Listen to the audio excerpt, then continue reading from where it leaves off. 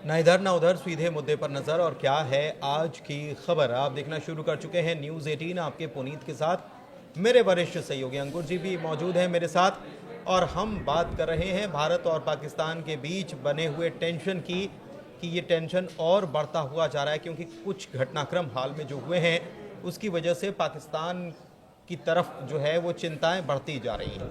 पानी का मसला हो या दूसरी चीज़ें हों, इसके अलावा अगर क्षेत्रीय संतुलन की बात की जाए तो कैसे उसको बनाया जा रहा है, पाकिस्तान के खिलाफ कौन खड़ा हो रहा है, या पाकिस्तान को क्या किसी का सपोर्ट भी मिल रहा है, इन सभी पहलुओं पर हम बात करने वाले हैं। एशिया में भी बड़ी हलचल मची हुई है और यूरोप तक हलचल मची हुई है। उसी को लेकर भी अब चर्चा कर लेते हैं कि क्या असर, कहाँ कौन मूव कर रहा है, कैसी चीज़ें निकल कर सामने आ रही है। तुर्की जो है, तुर्की ने अपना वॉरशिप पाकिस्तान के समंदर की तरफ भेज दिया, ये खबर आई। देखिए ये, हाँ, मैंने जब नाम लिया था तुर्की का नाम भी लिया था कि ये तुर्की चाहता क्या है बेसिकली, तुर्की खुद समझ नहीं पा रहा। एक तरफ वो चाहता है कि इंडिया से टूरिस्ट आएँ, एक तरफ वो चाहता है कि इंडिया से जो टर्किश एयरलाइंस है उसके सबसे ज़्यादा यूरोप की फ़्लाइट्स हैं, तो उसने इंडिगो के साथ समझौता किया है कि जो भी लोग यूरोप जाना चाहते हैं तो हम गेटवे हैं यूरोप का, कुछ लोग टर्की आना चाहते हैं उनका भी हम गेटवे हैं। तो एक तरफ तो टर्की ये चाहता है कि लोग एज ए टूरिस्ट डेस्टिनेशन आए, हाँ। और दूसरी तरफ ये हरकतें हैं कि उसने अपना वॉरशिप जो है पाकिस्तान के कराची, पिछले दिनों जब बात उठी थी कि 6 प्लेन उसके उतरे हैं तो तुर्की ने मना कर दिया था कि हम तो रिफ्यूलिंग के लिए। अब क्या पता कि वो रिफ्यूलिंग के लिए था या कार्गो था, उसके अंदर क्या हथियार थे। इस बार ऐसा नहीं कहा। ये जो नेवल वारशिप नहीं, इस बार नहीं कहा है, लेकिन पिछली बार जो हुआ तो वो ठीक है, कार्गो हो सकता है, लेकिन कार्गो में क्या क्या था ये किसको पता है। नहीं, पहले भी हो सकता था, वो तो उसके बयान की बात है। अब यकीन करें ना करें, और यकीन करना भी नहीं चाहिए मेरे हिसाब से। कोई तुर्की कोई ऐसा मुल्क तो है नहीं कि हमारा दोस्त है। पिछली बार जो प्लेन्स आए थे उस पर स्पष्टीकरण दिया था कि वो तो कुछ ऐसे ऐसे था, लेकिन उसमें भी शक शुबा था कि कुछ भी हो सकता है। लेकिन इस बार जो नेवल वॉरशिप आया है तो खुलने में दिख रहा है कि वॉरशिप है, और जब वॉरशिप आया है तो क्या करने आया है, कराची पोर्ट पे डॉक किया गया है, तो क्या करने आया है। तो ये तो सवाल है। वो इसलिए आया है कि उसको दिखाना है कि भाई हम तुम्हारे साथ खड़े हैं, तुम्हारे पे कुछ होता है, इंडिया पे दबाव बनाने के लिए। अब पाकिस्तान की तो ये हालत है ना, पाकिस्तान मलेशिया के प्राइम मिनिस्टर को फ़ोन किया उन्होंने, शहबाज शरीफ ने फ़ोन करके कहा कि देखें जी, आप भी मुस्लिम मुल्क हैं, हम भी मुस्लिम मुल्क हैं, और इंडिया हम पे अटैक करने वाला है, कोई स्टेटमेंट दे दे। तो मलेशिया के प्राइम मिनिस्टर का स्टेटमेंट आ गया कि इसकी इंडिपेंडेंट जांच होनी चाहिए, दोनों मुल्कों को रेस्ट्रेन करना चाहिए, लड़ाई ना करें, ये ना करें, वो ना करें। उसी तरह फ़ोन किए जा रहे हैं तुर्की को कि आप अपना नेवल वॉरशिप भेज दीजिए, यहाँ डॉक कर लेंगे, इंडिया अटैक ना करे। तो ये पूरी पोस्टरिंग हो रही है। ईरान के विदेश मंत्री अब्बास अराक्ची, जो ईरान पहले भी कह चुका है कि हम इस मामले में मध्यस्थता करने के लिए तैयार हैं। भारत ने अभी नहीं कहा कि आप आओ बात करो कोई, लेकिन ये खबर आ गई थी तो अभी पाकिस्तान पहुंचे हैं वो, और ये पिछली बार हम डिस्कस कर चुके हैं कि 7-8 तारीख को वो हिंदुस्तान भी आ सकते हैं। कैसे देखते हैं? देखिए, हिंदुस्तान तो आएंगे वो, उनका कंफर्मेशन है कि वो पाकिस्तान के बाद हिंदुस्तान आने का कार्यक्रम है। तो उसमें 2-3 मुद्दे हैं। एक मुद्दा तो जो ये लोकल टेंशन है वो भी है, इंडिया पाकिस्तान एंड ईरान का। दूसरा मुद्दा, और भी मुद्दे हैं जैसे परमाणु कार्यक्रम को लेके है, क्योंकि अब ईरान को ये भी डर सता रहा है कि कहीं इजराइल और अमेरिका अटैक ना कर दें। तो इसमें एक चीज़ ये भी है, बैकडोर डिप्लोमेसी, कि अगर इजराइल के साथ कोई टेंशन होती है तो इंडिया ईरान और इजराइल के बीच में जो बैक चैनल बातचीत हो उसमें कुछ मदद कर सकता है। मतलब तुम हमारी मदद करो, हम इधर मामले में आपकी हेल्प या कहीं ना कहीं मध्यस्थता करके मामले को ठंडा करें। और दूसरा ये भी है कि पाकिस्तान ने खुद मदद मांगी है ईरानियों से। खबर ये है, खबर ये नहीं है, खबर ये है कि पाकिस्तान अब खुद कंट्रीज़ को कह रहा है कि आप बीच में पड़ जाएं और पाकिस्तान चाहता भी यही है। मुसलमान एक हो जाए सारे मुस्लिम कंट्री वो तो है ही, इस्लामिक कार्ड तो है ही पाकिस्तान का, वो तो खेलता ही है वो। पर वो अब ये भी चाहता है कि ये मामला अब ज़्यादा ना बढ़े। ईरान भी तो कहता रहा है कि मुस्लिम ब्रदरहुड के नाम पर हम सबको एक होना चाहिए, लेकिन मुस्लिम फिर वो ब्रदर शिया और सुन्नी वाला मामला भले ही अलग हो, लेकिन वो कह रहे हैं मुस्लिम, इसीलिए तो वो सऊदी को भी साथ में लेना चाह रहा है काफ़ी दिनों से। लेकिन अब नहीं, तो सऊदी अरब साथ में नहीं जाएगा जब तक अमेरिका है, क्योंकि सऊदी अरब भी पूरी तरह से अमेरिका पे ही डिपेंडेंट है, अपनी सिक्योरिटी को लेके, वैसे मसलों को लेके। तो और अमेरिका का मकसद ये है कि ईरान का जो परमाणु कार्यक्रम है ये बंद किया जाए। तो मुझे नहीं लगता कि वो शिया सुन्नी वाला जो बीच में जो गैप है वो इतनी जल्दी भरेगा। तो यही तो मैं कह रहा हूँ कि ईरान शिया और इधर पाकिस्तान सुन्नी। तो पाकिस्तान में शियाओं की हालत क्या है वो ईरान को पता है, तो ईरान का अपना गेम है। ईरान का गेम किसके ऊपर है? ईरान का गेम लिमिटेड गेम है उसका। लिमिटेड नहीं, उनका गेम वहाँ पे है जहाँ अपने विवाद जो हैं, जैसे शिया सुन्नी का पाकिस्तान में विवाद रहा है, तो उसमें ईरान ने कभी हस्तक्षेप नहीं किया।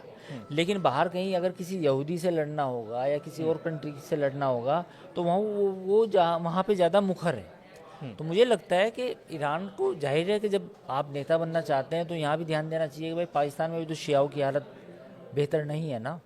पाकिस्तान में भी तो शियाओं के ऊपर तशद्दुद किया जाता है। नेपाल जो है वहाँ पर प्रदर्शन हुआ है और नेपाल में ये कहा गया कि भाई जो पर्यटक मारे गए उसमें नेपाली भी, और नाम पूछ कर धर्म पूछ कर मारा गया, हिंदू हो। नेपाल में भी ये मांग हो रही है कि कोई बड़ा एक्शन लिया जाए पाकिस्तान के खिलाफ। ठीक है नेपाल में, लेकिन नेपाल उस जाहिर है नेपाल उस तरीके से पोजीशन में नहीं है। पर नेपाल एक चीज़ कर सकता है कि काफ़ी पाकिस्तानी टूरिस्ट के वीज़ा के नाम पे नेपाल जाते हैं, तो नेपाल को उनकी पूरी जांच करनी चाहिए, अपने एयरपोर्ट्स पे सिक्योरिटी टाइट करनी चाहिए और अपना जो इमिग्रेशन सिस्टम है उसको बेहतर करें। क्योंकि काफ़ी पाकिस्तानी टूरिस्ट जितने भी एंटर होते हैं इंडिया से, इंडिया में या बांग्लादेश में, पाकिस्तानी ISI तो उस खेल में माहिर है, तो वो यहीं से आते हैं। नेपाल तो एक उसका सेंटर भी रहा है। नेपाल सेंटर भी रहा है, और अब जो नेपाल और इंडिया का बॉर्डर है, जो तराई का इलाका है, तो वहाँ पे तो पिछले काफ़ी समय में मुस्लिम पॉपुलेशन और ये अवैध मस्जिदें और अवैध मदरसे काफ़ी बने हैं। तो वो इलाका है जो उसके लिए ISI के लिए ब्रीडिंग ग्राउंड रहा है। तो मुझे लगता है कि नेपाल अपना इमिग्रेशन सिस्टम और अच्छा करे। तो एक कुछ चीज़ें और जल्दी मैं आपसे जानना चाह रहा हूँ। श्रीलंका बांग्लादेश का क्या इस मामले को लेकर रुख रहने वाला है अगर कुछ एस्केलेशन जैसी चीज़ें बनती हैं? देखिए, दोनों कंट्रीज़ ने पहले तो मजम्मत की थी, लेकिन बांग्लादेश में चूँकि अभी एक गवर्नमेंट लेजिटिमेट गवर्नमेंट नहीं है, तो वहाँ अलग अलग सुर आते हैं। अभी परसों मोहम्मद यूनिस के एक एडवाइज़र थे, उन्होंने कहा कि अगर पाकिस्तान जो है इंडिया पाकिस्तान पे हमला करेगा तो हम जो है चीन के साथ मिलके इंडिया पे हमला कर देंगे और नॉर्थ ईस्ट को आज़ाद करा लेंगे। तो ये बेतुके बयान बाद में सरकार ने पल्ला झाड़ा, लेकिन ये बेतुके बयान वहाँ से आते रहते हैं। तो चूंकि अब मोहम्मद यूनिस की कोई लेजिटिमेट गवर्नमेंट नहीं है, इस कंडीशन में है, वो इस स्थिति में नहीं, बिल्कुल नहीं है, वो गलतफहमी में है। श्रीलंका तो कोई नहीं, वो तो अब भारत का सपोर्ट करता है। श्रीलंका इस मामले में कुछ ज़्यादा भूमिका है, लेकिन इन्वेस्टमेंट चाइना का भी उधर नहीं, चाइना का इन्वेस्टमेंट घटा है। अब चीज़ें बदली हैं पिछले 1-2 सालों में। जब बोझ बढ़ गया, कर्जा हो गया चाइनीज़ कंपनी का, तो नाउ श्रीलंका को समझ में आया है। और श्रीलंका का जो टूरिज़्म है वो पूरा इंडिया से डिपेंडेंट है। हर साल लाखों इंडियंस जाते हैं वहाँ टूरिज़्म में, तो उसको मालूम है कि जहाँ से ज़्यादा इकोनॉमिक डिपेंडेंसी है तो उसके साथ संबंध बिगाड़ के क्या मिलेगा। US की तरफ से क्या इंडिया के ऊपर प्रेशर है इस मामले को ज़्यादा लंबा ना खींचने जैसी परिस्थिति को लेकर ट्रंप की तरफ से? मुझे लगता है कि US वाले मामले में दो चीज़ें हैं। एक तो US का जो US एक तो चारों तरफ से फंसा हुआ है। इधर इजराइल ईरान का मसला है, उधर यूक्रेन का मसला है। तो US अभी इस पोजीशन में नहीं है कि वो दोनों को उस तरीके से बीच में पड़े। लेकिन हाँ, एक दफ़ा अगर लड़ाई शुरू हो जाती है या कुछ ऐसी काइनेटिक एक्शन होता है तो उसके बाद इंटरवीन कर सकता है। लेकिन US की तो आदत है फटे में टांग अड़ाने की। लेकिन एज ऑफ नाउ अभी कुछ ऐसा दिख नहीं रहा कि US अभी प्रीएम्प्टिव मेजर्स लेगा।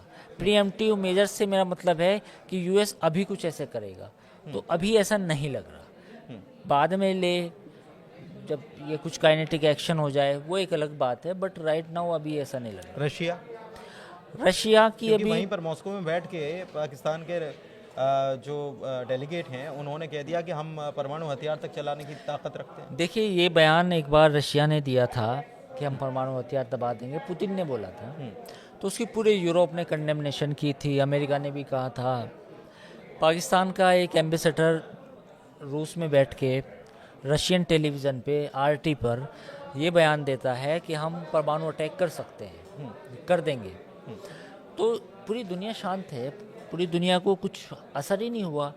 ना अमेरिका का कोई बयान आया, ना किसी यूरोपियन कंट्री का बयान आया, ना किसी और का बयान आया कि ये क्या बेवकूफ़ जाहिलों वाली बात कर रहे हो। आपने आप 10 बम मारोगे, अगला आपके ऊपर 20 मारेगा, आपका नामो निशान कर देगा, वहाँ गड्ढा कर दिया जाएगा पूरे पाकिस्तान में। और उसके बाद जो डिवास्टेशन होगा, जो पूरी नस्लें होंगी वो बर्बाद हो जाएंगी। कैसे बेवकूफ़ी वाली बातें करते हैं। तो एक मेंटल लेवल होता है एक बंदो, बेसिकली इनके पास कुछ नहीं है। ये पहले हमला करते हैं छुप के और फिर कहते हैं हमारे पास परमाणु बम है, बस दबा देंगे दबा देंगे दबा देंगे दबा देंगे दबा देंगे दबा देंगे। ये है पूरा गेम, और जिसी गेम को डिकोड करना है सिक्योरिटी एक्सपर्ट को। मतलब ये कह ले हम कि परमाणु ताकत पाकिस्तान ने हासिल भले ही कर ली हो, लेकिन ताकत का एक जो डेकोरम मेंटेन किया जाना चाहिए वो मेंटेन नहीं वो कर पा रहा। मेंटेन नहीं है, वो आप कह नहीं सकते। वो कहते हैं परमाणु बम है, कुछ भी पूछो परमाणु बम है, बम फेंक दूंगा, बम फेंक दो, बम फेंक दो, बम फेंक दूंगा। ये क्या है, क्या है ये? अच्छा, एक चीज़ और है, मैं जल्दी से जानना चाह रहा हूँ, पाकिस्तान की पोजीशनिंग जो है वो क्या है? बीते कुछ दिनों से जो खबरें आ रही हैं वो गड़बड़ा रही है। अफ़गानिस्तान से हमारी बातचीत चल रही है, वहाँ पर उन्होंने कह दिया कि भाई जो किया है पाकिस्तान ने ये गलत किया है। दूसरी तरफ पख्तून और बलोच इन्होंने भी कहा है, और ख़बर आई है, जो अभी अभी खबर आई है वो मैं आपको बता रहा हूँ कि अगर ऐसी परिस्थिति बनी तो हम सपोर्ट हिंदुस्तान को करेंगे। कुछ आई है। लाल मस्जिद से भी खबर आई है। लाल मस्जिद का एक वीडियो वायरल हो रहा है जिसमें मौलवी कह रहे हैं कि अगर भारत पाकिस्तान की जंग हुई तो आप किसका साथ देंगे? तो वहाँ कोई हाथ नहीं उठाता। क्या आप पाकिस्तान का साथ देंगे? एक बंदा नहीं बोला कि हाँ हम देंगे। दूसरा, पख्तूनिस्तान या खैबर पख्तूनवा से भी खबर आई है कि एक मौलवी कह रहे हैं कि अगर भारत पाकिस्तान की जंग हुई तो इंशाअल्लाह ताला जो है हम आज़ाद हो जाएंगे, है ना। तो भारत की फ़ौज आने वाली है, हम आज़ाद हो जाएंगे। तो ये सब चीज़ें हैं। बेसिकली जब 1947 में पाकिस्तान बना था तो एक कौमी नज़रिया दिया गया था कि आप सब मुसलमान हैं, भूल जाएं पाकिस्तानी हैं, आप सब भूल जाएं सिंधी हैं, आप सब भूल जाएं पख्तून हैं, आप सब भूल जाएं बलूच हैं, आप सब भूल जाएं पंजाबी हैं। आप मुसलमान हैं, आपकी एक मादरे ज़बान उर्दू है, ना सराइकी है, ना पंजाबी है, ना बलूच है, ना सिंधी है, आपकी कोई ना बोली है, आपका मजहब भी एक है, आपका ये भी एक है। तो जब ये सब ड्रामा किया गया तो उसके बाद 1971 में पाकिस्तान टूट के अलग हो गया। तो दो कौमी नज़रिया ठाए ठाए फिस हो गया। यानी कि आपने कहा था कि हम तो एक कौम है, वो दूसरी कौम आपसे अलग हो गई। बांग्लादेश बन गया। बांग्लादेश ने कहा कि भैया हम तो बंगाली हैं, तुम जाओ, तुम पंजाबी हो, तुम अपनी भाड़ में जाओ, हम बंगाली हैं, हम जा रहे हैं। तो बंगाली चले गए। अब इनका वो जो चूरन था एक कौमी नज़रिया, हम सब मुसलमान हैं, हम सब पाकिस्तानी हैं, हम सब असर खत्म हो गया। हम उर्दू बोलते हैं। तो अब ये बाहर आ रहे हैं चीज़ें धीरे धीरे। अब बाहर आ रहा है कि भाई बलूचों पे तुमने इतना तसद्दुद किया, वहाँ सड़कें नहीं हैं। बलूचिस्तान के किसी भी शहर में चले जाए, वहाँ सड़कें नहीं है। सबसे बड़ा क्षेत्र है और वहाँ पे ऐसे बढ़िया मारते हैं जी। बलूचिस्तान में तो इतने मिनरल्स हैं। अरे मिनरल्स तो बाद में आएंगे, पहले आप उन्हें पीने का पानी देते। खैबर पख्तूनवा में पश्तून इनसे नाराज़ हैं, ठीक है। इधर सिंधियों का पानी जो है साउथ पंजाब में लेके जाना चाहते हैं। सिंधी में कराची की ऐसी तैसी कर दी इन्होंने एथनिक वायलेंस में। तो करा क्या इन्होंने, पंजाबी आर्मी ने करा क्या कि हिंदू हमारे दुश्मन है, हिंदू हमारे दुश्मन है। ये राग इन्होंने पिछले 77-78 सालों में यही अलापा है कि हिंदू ये इस हिसाब से तो बहुत छोटा सा क्षेत्र रह जाएगा, क्योंकि अगर खैबर पख्तूनख्वा हुआ या बलूचिस्तान हुआ जो सबसे बड़ा इलाका है, अगर ये सब हो गया, पीओके इधर खिसक गया, क्योंकि राजनाथ सिंह ने बड़ा बयान दे दिया। उन्होंने कहा कि जो देश के लोग चाहते हैं, आपके मुंह में घी शक्कर अगर ऐसा हो जाए कि, लेकिन ये है कि पाकिस्तान एज ए नेशन तो फेल है। एज ए नेशन आपने जितने भी एथनिक ग्रुप्स थे, एथनिक लैंग्वेज थी, किसी का सम्मान नहीं किया। दूसरी तरफ आप इंडिया को देखें, इंडिया में सब मजहबों का, लैंग्वेजेस का सम्मान है। इख्तलाफ हैं, आपस में मनमुटाव हैं, लेकिन वो एक दायरे में है, वो कॉन्स्टिट्यूशन के दायरे में है। आपको अपनी आवाज़ उठाने का हक है। आज बलूचिस्तान में मेहरांग बलोच जो वहाँ की नेता थी, पिछले 1.5 महीने से जेल में बंद है, कोई खबर नहीं है, कोई कोर्ट में प्रोड्यूस नहीं की गई, उन पे नेशनल सिक्योरिटी एक्ट लगा दिया गया, कोई सुनवाई नहीं है। अगले 6 महीने बंद रखे फ़ौज, अगले 8 महीने बंद रखे, 1 साल रखे, कुछ फ़ायदा नहीं है। आज मैं देख रहा था उनका बयान, बलूचिस्तान के एक नेता हैं अख्तर मेंगल। अख्तर मेंगल ने कहा है कि पाकिस्तान की फ़ौज ने बलोच लोगों पे इतना जुल्म किया है कि उनकी आने वाली 10 नस्लें भी याद रखेंगी। ये अख्तर मेंगल का बयान है। अख्तर मेंगल ने कहा है कि आने वाली हमारी 10 नस्लें भी इस जुल्म को याद रखेंगी। तो आप सोचिए कि जो इतना जुल्म करते हैं, और सिर्फ क्या कि एक तो हमें पाकिस्तान की सिक्योरिटी स्टेट बना के रखना है, फ़ौज रहेगी, क्योंकि अगर फ़ौज नहीं रहेगी तो उनके जो फ़ौज के अफसर मलाई खाते हैं वो कहाँ जाएंगे? वो तो नॉर्मल इंसान बन जाएंगे ना, नॉर्मल अधिकारी बन जाएंगे। तो ये पूरा कहानी है। एक खबर ये भी आई थी कि अगर पूरी दुनिया में देखा जाए तो सबसे ज़्यादा अगर मालदार कोई है फौज में तो वो पाकिस्तान के फौजी हैं। अच्छा पुनीत, एक सवाल पूछता हूँ मैं आपसे। आपके पास 3 ऑप्शन है। पाकिस्तान में सबसे ज़्यादा ज़मीन किसके पास है? आप बता चुके हैं ये कि नहीं, आपके पास विकल्प है। मैं आपको विकल्प दे रहा हूँ। रेलवे, दूसरा है पाकिस्तान फ़ौज, और तीसरा है वहाँ की सरकार। पाकिस्तान फ़ौज। बहुत कम लोगों को पता होगा कि पाकिस्तान की फ़ौज के पास, पाकिस्तान में कुछ लोग तो ये कहते हैं कि 1/3 ज़मीन पाकिस्तान फ़ौज के पास है। 1/3 ज़मीन।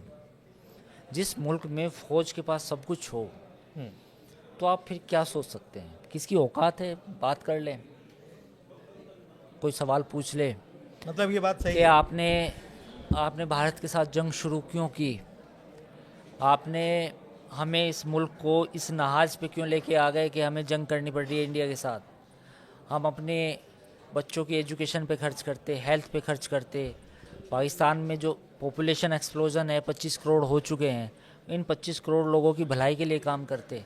आपने क्या कर दिया कि बस इंडिया अटैक करने वाला है, चलो बॉर्डर पर। चलो बॉर्डर, ठीक है। तो आप समझ गए होंगे क्या हम कहना चाह रहे हैं, क्या चीज़ें हैं, क्या परिस्थितियां बन रही हैं, कौन कैसे स्टांस ले रहा है। पूरी बिसात बिछी हुई है, मोहरे अपनी चाल चल रहे हैं, हम आपको इससे बाखबर कर रहे हैं।